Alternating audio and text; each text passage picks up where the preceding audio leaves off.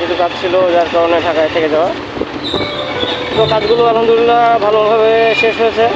বাইকেরও হালকা কাজ ছিল, সে কাজগুলো করে নিয়েছি। এখন আজকে বিকেলে হয়ে গেছে একটা প্রবলেম, যে হুট করে আমার যে বাসায় গ্যারেজ রাখি, গ্যারেজ হিসেবে ব্যবহার করি যে বাসাটা, সেই গ্যারেজটা বলতেছে যে সামনের মাস থেকে আমি নিজেই থাকবো না, আর বাইক ভাড়া দেওয়া হবে না। এখন এই মুহূর্তে আমি বাইক গ্যারেজ কই পাই রাতে রাখার জন্য, দিনে রাখার জন্য?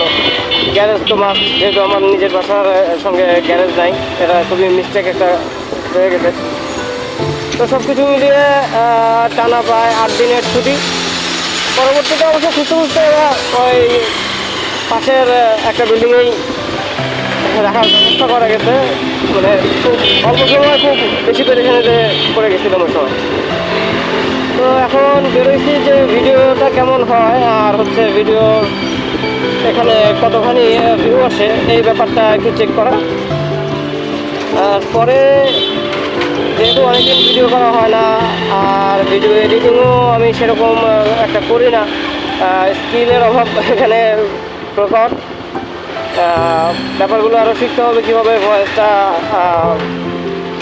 আপনার ভিডিওর সঙ্গে যায়। যেহেতু একটা ভিডিওর টোটাল কন্টেন্টের 70% অ্যাটেনশন আসে ভয়েস থেকে। আপনার ভয়েস কোয়ালিটি যত ভালো হবে, আপনার সেই ভিডিওটা তত বেশি রিচ হওয়ার সম্ভাবনা আছে। তো আমি এখন বনশ্রী বাজারে, দক্ষিণ বনশ্রী মসজিদ মার্কেটে, এটা বনশ্রী বাজারেই বলি আমরা,